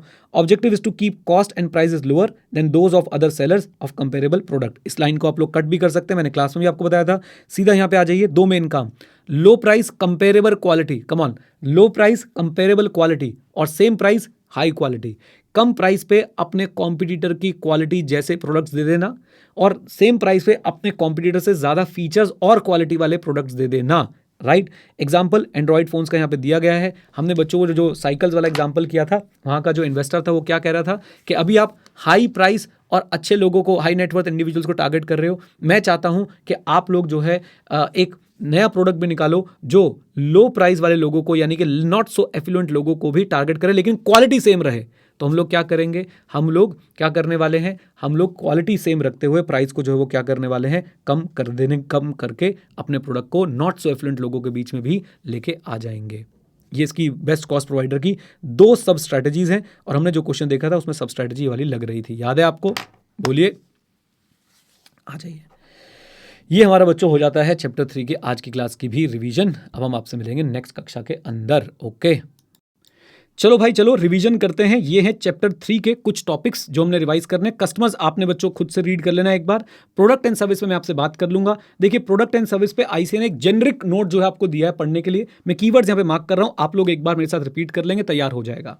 बात करते हैं बच्चों प्रोडक्ट एंड सर्विस की। तो बिजनेस का रोल क्या है? की प्रोडक्ट्स और सर्विस को आइडेंटिफाई करो और चेक करो ये कैसा परफॉर्म कर रहे हैं। फिर एक जनरल क्वेश्चन का आंसर करो कि भाई हम कौन से बिजनेस में हैं और हम क्या करें to win over the competition in each of our product and services. 2 बातें बिल्कुल जनरल।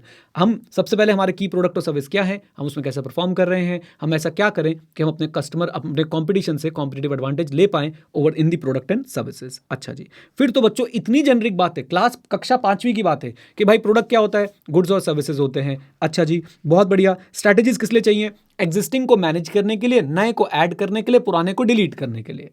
डन। अच्छा जी, और स्ट्रैटेजी किस लिए चाहिए? और स्ट्रैटेजी चाहिए ब्रांडिंग पैकेजिंग के लिए। हाँ जी, ब्रांडिंग और पैकेजिंग के लिए।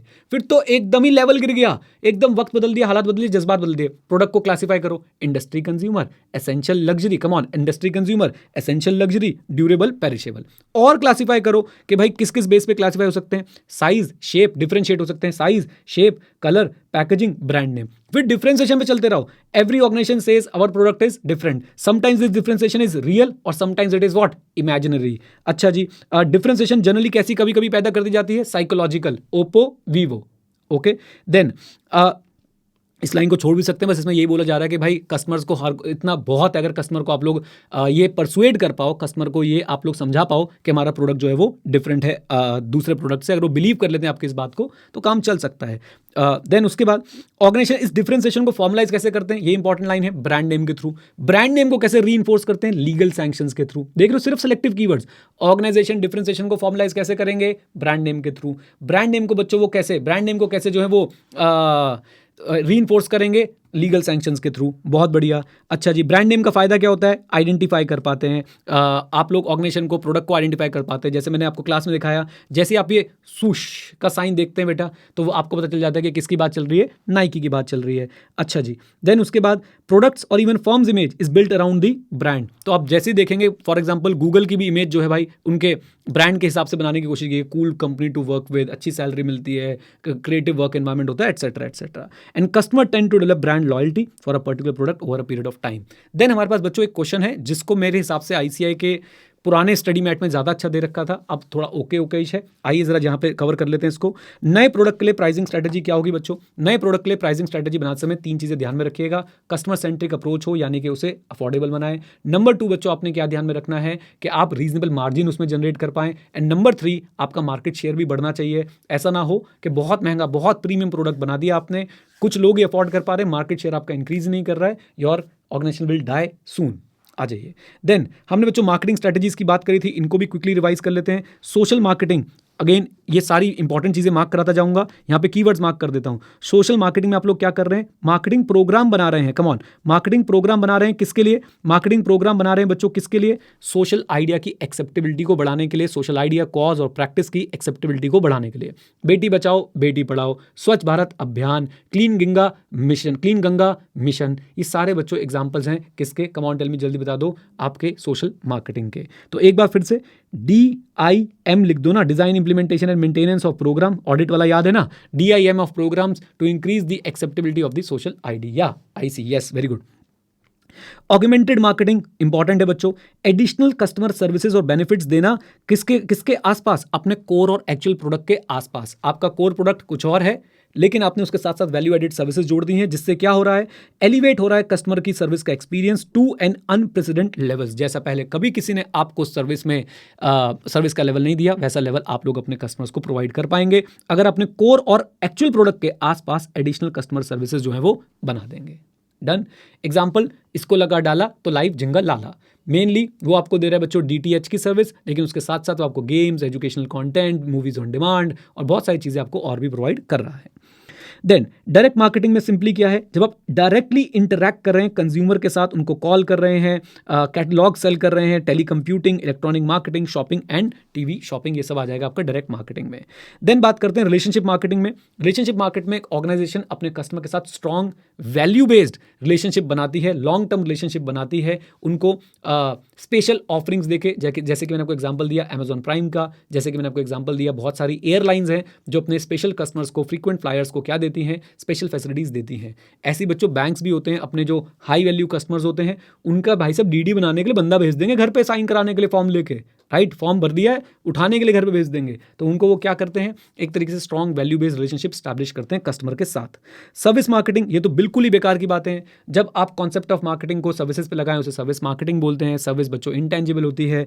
पर्सन मार्केटिंग, जब आप कॉन्सेप्ट ऑफ मार्केटिंग को लगाएं किसके ऊपर? एक पर्टिकुलर व्यक्ति की इमेज चेंज करने के ऊपर, create, maintain and change the attitude towards a particular person, उसे हम लोग पर्सन मार्केटिंग बोलते हैं, जिसकी राहुल गांधी जी को बहुत ज़्यादा जरूरत है, मोदी जी ने बहुत फायदा उठाया है। ऑर्गेनाइजेशन मार्केटिंग, सेम लैंग्वेज, जब आप मार्केटिंग के एफर्ट से क्रिएट, मेंटेन और चेंज करें एटीट्यूड लोगों का towards an organisation, that becomes what? Organisation marketing. Place marketing, same concept, जब आप क्रिएट, मेंटेन और चेंज करें लोगों का attitude towards a particular place, तो उसे बोलते हैं place marketing. Enlighten marketing important है बच्चों, इसका short code if I am not wrong Tomar साहब ने बताया था, हाँ, विक्स बच्चों, आप इसका शॉर्ट कोड याद रख सकते हैं, बहुत सिंपल है, विक्स से याद रहेगा ना। विक्स खाते ही बच्चों हमारा दिमाग कैसे होता है? ठंडा ठंडा, एनलाइटेंड हो जाता है, राइट? तो विक्स मार्केटिंग आप लोग कर सकते हैं इसमें। विक्स में क्या करेंगे? Value marketing, innovative marketing, customer oriented, और उसके बाद बच्चों हमारे पास आ गया था क्या? उसके बाद हमारे पास आ गया था एक सेंस ऑफ मिशन, इसको एस लिख दो, सेंस ऑफ मिशन मार्केटिंग, और साथ में आ गया था हमारे पास सोसाइटल मार्केटिंग। तो value, innovation, customer, sense of mission, societal. Come on, value, innovation, customer, sense of mission and societal marketing. Enlighten marketing का कॉन्सेप्ट कभी भूलिएगा मत। एनलाइटन मार्केटिंग बच्चों मतलब ऐसे प्रोडक्ट्स के अंदर आपने अपने प्रोडक्ट्स के अंदर ऐसे फीचर्स, ऐसी सर्विसेज ऐड करी हैं जो इन 5 प्रिंसिपल्स पे खरी उतरती है। यानी वो ज़्यादा से ज़्यादा वैल्यू दे रही है जो भी आप मनी स्पेंड कर रहे हैं उसके ऊपर। इनोवेटिव इन नेचर है, राइट। इनोवेटिव के साथ साथ बच्चों वो VIC कस्टमर ओरिएंटेड है, अल्टीमेटली कस्टमर को ध्यान रखते हुए बनाई गई है। देन सेंस ऑफ मिशन झलकता है आपका, जैसे कि आपका मिशन है कि मैं कम से कम पॉल्यूशन करूंगा अपनी गाड़ियों के थ्रू, तो वो झलकना चाहिए। आप ऐसे फीचर्स ऐड ना करें जैसे ज़्यादा पॉल्यूशन हो रहा हो, और ओवरऑल सोसाइटी को भी आप ध्यान में रखते हुए चल रहे हैं। लीजिए डिफरेंशियल मार्केटिंग की बात करता हूं बच्चों। डिफरेंशियल मार्केटिंग में आप क्या करते हैं, आप सेवरल मार्केट्स को कवर करते हैं और हर मार्केट के लिए सेपरेट ऑफर बनाते हैं। बेस्ट एग्जांपल हिंदुस्तान यूनिलीवर ने भाई साहब रेक्सोना, लाइफ बॉय ऐसे प्रोडक्ट्स बनाए हैं पॉपुलर सेगमेंट में, डव और पियर्स बनाए हैं किसके अंदर, प्रीमियम सेगमेंट में। आ जाओ जी, सिंक रो याद है, synchro demand is irregular, come on, demand is irregular, यहां पे कीवर्ड मार्क कर देता हूं, demand is irregular, capacity is idle और ओवर। सिंक्रो मार्केट से हम लोग क्या करते हैं, ऑल्टर, राइट। तो सिंक्रो मार्केटिंग में हम लोग क्या करते हैं, डिमांड इररेगुलर है, और डिमांड इररेगुलर है, हमारी जो कैपेसिटी है या तो खाली पड़ी है या ओवरवर्कड है, और हम सिंक्रो मार्केटिंग यूज करके बच्चों डिमांड के पैटर्न्स को क्या करते हैं, ऑल्टर करते हैं। कम ऑन, डिमांड के पैटर्न्स को क्या करते हैं, ऑल्टर करते हैं, प्राइसिंग से, प्रमोशन से, अदर इंसेंटिव से, जैसे हैप्पी आवर्स, जैसे 1-on-1 फ्री कुछ पर्टिकुलर आवर्स के लिए, राइट। तो सीजन के हिसाब से भी हो सकता है, some parts of the day के हिसाब से भी हो सकता है, आर बेसिस पे भी हो सकता है, राइट। एग्जांपल आप दे सकते हैं मूवी टिकट का। मूवी टिकट बच्चों वीकडेज पे क्या रखते हैं, कम रखते हैं, या मॉर्निंग शोज के लिए क्या रखते हैं, कम रखते हैं, ताकि वहाँ पे जो है सेल अच्छे से हो पाए। वहाँ पे हमारे पास कैपेसिटी जो होती है वो आइडल पड़ी होती है, खाली पड़ी होती है। कॉन्सेंट्रेटेड मार्केटिंग की बात करता हूँ बच्चों। जो कॉन्सेंट्रेटेड मार्केटिंग, मैंने आपको रॉयल एनफील्ड का एग्जाम्पल दिया था। आप लोग जा रहे हैं to grab a large share of a small market, to grab a large share of a small market। जैसे कि जो टूरिंग बाइक्स हैं उसमें बच्चों रॉयल एनफील्ड एक लार्ज शेयर लेके आज की डेट में बैठा हुआ है कॉन्सेंट्रेटेड मार्केटिंग को यूज करते हुए। इसको हम लोग निश मार्केटिंग में बोलते हैं। निश अगेन फोकस स्ट्रेटेजी से याद रखिएगा, निश मतलब एक छोटा सा सेगमेंट चूज कर लेना और उसको बहुत अच्छी तरह से सर्व करना। डी मार्केटिंग बच्चों याद रखिएगा, सिंक्रो डी मार्केटिंग अलग है। सिंक्रो में बच्चों ऑल्टर कर रहे थे, डी मार्केटिंग में हम लोग डिमांड को क्या कर रहे होते हैं, कमांड टेल मी जल्दी बोलिए, रिड्यूस कर रहे होते हैं। बोलिए क्या कर रहे होते हैं, रिड्यूस कर रहे होते हैं। ओके, तो रिड्यूस कर रहे हैं हम लोग डिमांड को टेम्परेरी और परमानेंटली। एम डिमांड को डिस्ट्रॉय करना नहीं है, उसे रिड्यूस करके शिफ्ट कर देना है। जैसे कि मैंने आपको एग्जांपल दिया था कि पॉली बैग से पेपर बैग और जूट बैग्स की तरफ हम लोग क्या कर दिया, डिमांड को शिफ्ट कर दिया। टोबैको प्रोडक्ट से डिमांड को हम लोग रिड्यूस करना चाहते हैं। बोलिए हाँ के ना, यस। टोबैको प्रोडक्ट्स की डिमांड को हम लोग क्या करना चाहते हैं, रिड्यूस करना चाहते हैं। तो अब ये आगे वाली बातें प्रोटेस्ट में बच्चों, ओवरफुल डिमांड के केस में इसको यूज़ किया जाता है। एग्जांपल आप ICA वाले लिख के आ जाइएगा, आंख बंद करके वो जो चाबी मैंने आपको पकड़ाई थी उसको यूज़ कर लीजिएगा कि भाई buses are overloaded in morning and evening, roads are busy for most of the time, zoological parks are overcrowded on Saturday, Sunday and holidays, and here the marketing can be applied to what, regulate the demand. Okay done. तो ये आप लोग use करके आ सकते हैं, example as it is use करके आ सकते हैं। चलिए जी, सर कोई कंपनी भी अपनी डिमांड को डीमार्केटिंग के थ्रू रिड्यूस कर सकती है। हाँ, जब नया मॉडल लॉन्च हो जाता है तो ओल्ड वाले मॉडल की डिमांड को हम लोग क्या करते हैं, डीमार्केटिंग करके शिफ्ट कर देते हैं, है ना। आ जाओ, एप्पल हर बार आके बोलता है the best iPhone we can ever make, यानी पिछले वाला बेस्ट नहीं था और पिछले साल उन्होंने पिछले वाले को बेस्ट बताया था। एनीवेज चलिए, तो यहाँ तक बच्चों क्लियर है। देन चैनल्स की बात कर लेते हैं जल्दी से। चैनल्स में बच्चों बहुत बहुत सिंपल था। चैनल में सबसे पहले क्या है, डिस्ट्रीब्यूशन सिस्टम है, क्रूशल है अगर आप बिजनेस को एक्सपैंड करना चाहते हैं। एग्जाम्पल लैक्मे का, बोट का और साथ साथ में बच्चों कोका कोला का। लैक्मे इंटरमीडियरीज को भी यूज़ कर रहा है, ऑनलाइन मीडियम को भी यूज़ कर रहा है। बोट ने बहुत हैवी यूज़ किया किसका, ऑनलाइन रीसेलर्स का, जैसे कि अमेजॉन का, फ्लिपकार्ट का। कोका कोला ने अपना खुद का बहुत रोबस्ट रिटेल शॉप्स के अक्रॉस जो है अपना नेटवर्क बनाया है, डिस्ट्रीब्यूशन सिस्टम बनाया है across the nation in each district, each town as well as online mode through Dunzo and Blinkit. Okay, जितना वाइडर, जितना स्ट्रॉन्गर आपका डिस्ट्रीब्यूशन चैनल होगा उतना ही ज़बरदस्त बच्चों आप लोगों के लिए क्या बन जाएगा, एक कॉम्पिटिटिव एडवांटेज बनता जाएगा। एंड अच्छा डिस्ट्रीब्यूशन चैनल अल्टीमेटली एक बैरियर टू एंट्री भी बन जाता है न्यू प्लेयर्स के लिए। कम ऑन, अच्छा डिस्ट्रीब्यूशन चैनल एक बैरियर टू एंट्री बन जाता है न्यू प्लेयर्स के लिए। Let me repeat once again. Step 1 आप लोग क्या बोलेंगे, चैनल्स क्या है, डिस्ट्रीब्यूशन सिस्टम है। चैनल्स क्रूशल है for expansion of the business. देखो इतना याद रहेगा, आप लोग उसको सेंटेंस में बना लोगे। तीसरी बात बच्चों, एग्जांपल्स पे उतर आओ, लैक्मे का एग्जांपल दो, कोका कोला का एग्जांपल दो, बोट का एग्जांपल दो, राइट। उसके बाद बच्चों आप लोग क्या बोलेंगे कि देखो भाई जितना वाइडर और जितना स्ट्रॉन्ग डिस्ट्रीब्यूशन सिस्टम होगा आपके पास कॉम्पिटिटिव एडवांटेज के चांसेस उतने ज़्यादा होंगे। एंड देन लास्ट में बोलो कि भाई रोबस्ट चैनल से एक और आपको हेल्प मिलती है, आप बैरियर्स टू एंट्री बना सकते हैं न्यू प्लेयर्स के लिए। देन नई चीज़ ऐड हुई है बच्चों कोर्स में, कितने चैनल्स आप लोगों को पढ़ के जाने हैं, 3, sales channel, product channel and service channel. Sales channel कौन से होते हैं, आइए ज़रा। सेल्स चैनल आपके लिए होते हैं जो इन्वॉल्व होते हैं किसमें, selling the product through each channel and ultimately to the end user. जैसे कि इंटरमीडियरीज की बात आप लोग इसमें बोल सकते हैं, फ्लिपकार्ट, अमेजॉन या रिटेल स्टोर्स एटसेट्रा। एमआई का टीवी लिया था, याद है ना, वही वाला एग्जांपल यहाँ पे चलेगा। प्रोडक्ट चैनल में बच्चों आप लोग क्या बोलोगे कि प्रोडक्ट चैनल में हम लोग देखते हैं कि भाई कैसे फिजिकली हैंडल होता है product from its path from the producer to the end user. Logistics की बात हो रही है, ये फोकस करता है उन इंटरमीडियरीज के ऊपर जो फिजिकली हैंडल करते हैं प्रोडक्ट को जब वो प्रोड्यूसर से एंड यूजर के पास जा रहा होता है। फिर से बोलता हूं, वो इंटरमीडियरीज जो फिजिकली हैंडल करते हैं प्रोडक्ट को जब वो प्रोड्यूसर से किसके पास जा रहा होता है, एंड यूजर के पास जा रहा होता है। Intermediaries physically handle the product from producer to end user. Service channel क्या होता है बच्चों, सिर्फ प्रोडक्ट बेचना ही आज की डेट में जरूरी नहीं है, आपको उस प्रोडक्ट से रिलेटेड क्या देनी पड़ेंगी, सर्विसेज देनी पड़ेंगी। और सर्विसेज प्री सेल भी हो सकती हैं, पोस्ट सेल भी हो सकती हैं, राइट। प्री सेल कैसे, जैसे आप किसी कस्टमर को कोई डाउट है तो उसको काउंसलिंग लेनी पड़ सकती है कि मैं प्रोडक्ट लूँ या ना लूँ, उसको गाइडेंस देनी पड़ सकती है, राइट। तो प्री सेल हो गई, एफिलिएट सर्विसेज हो सकती हैं। पोस्ट सेल क्या हो सकती है, इंस्टॉलेशन से रिलेटेड सर्विस हो सकती है। एग्जाम्पल आप लोग बॉश के डिश वॉशर का देखे आ सकते हैं। थोड़े कॉम्प्लेक्स प्रोडक्ट में आपको कभी कभी इंस्टॉलेशन से रिलेटेड सर्विस की भी क्या पड़ जाती है, जरूरत पड़ जाती है। या प्रोडक्ट की ईयरली सर्विस के केस में भी आपको हो सकता है कि प्रोडक्ट की ईयरली सर्विस करानी पड़े, वहाँ पे भी बच्चों सर्विस चैनल जो है हमारे काम आएगा। डन। आइए यहां से रीड कर देता हूं जल्दी से। सर्विस चैनल में क्या है, वो एंटिटीज जो सपोर्ट करती हैं एक प्रोडक्ट को through the sale process and post purchase. तो एंटिटीज जो हेल्प करती हैं, सपोर्ट करती हैं through the sale process and the post purchase. Service channels are vital for product needing complex installation. बस आगे तो आपको बताइए, जैसे कि बॉश का dishwasher and installed Bosch, इसमें क्या करते हैं, ये एक आपके पास बॉश कॉन्टैक्टेड पर्सनल आएगा, वो आपको डेमो देगा, इंस्टॉल करेगा, etcetera etcetera etcetera. Done. Question बच्चों आप देखेंगे स्ट्रैटेजी ग्रुप मैपिंग के तो हमने पहले ही कर लिए थे। अगर आप आगे देखें तो distinguish between social marketing and service marketing, जबरदस्ती का क्वेश्चन है। आपने भाई बस दोनों में एक एक लाइन लिख के आ जानी है। सोशल मार्केटिंग में हम लोग सोशल कॉन्सेप्ट्स के लिए कैंपेन चलाते हैं, उनकी एक्सेप्टेबिलिटी बढ़ाने के लिए। सर्विस मार्केटिंग में हम लोग जो है मार्केटिंग के कॉन्सेप्ट लगाते हैं सर्विस पे। सर्विस क्या होती है, इंटेंजिबल होती है। Define augmented marketing, give 2 examples. तो बच्चों मैंने आपको बताई दिया, एग्जांपल में आप एक तो टाटा स्काई लिख के आ सकते हैं और एक आईसीआई के एग्जांपल जिनसे मैं एग्री नहीं करता हूं, जैसे कि सेक्रेटरियल सर्विसेज देना, राइट। सेक्रेटरियल सर्विसेज देना, आपका कोर प्रोडक्ट कुछ और था, आपने साथ में सेक्रेटरियल सर्विसेज भी दे दी, यानी साथ में आपने उनकी मैनेजमेंट सर्विसेज भी दे दी, वो भी आपके लिए क्या हो सकता है, एक अच्छा एग्जांपल हो सकता है। गलती से भी, भावुक होके भी कोई अपना कोचिंग वाला एग्जांपल मत लिखाना कि एडू 91 पढ़ाता भी और साथ में मॉक टेस्ट भी देता है। भाई साहब बहुत नफरत है आईसीआई वालों को कोचिंग सेंटर वालों से, बात उल्टी पड़ सकती है, राइट। याद रखेंगे इस बात को, बोल दीजिए हाँ या ना। Simply stick to ICI example, okay. चलिए टेलीकॉम का एग्जाम्पल भी बिल्कुल दे सकते हैं, यस। चलिए जी डन, बोल दीजिए लो भाई लो, ऑल द बेस्ट।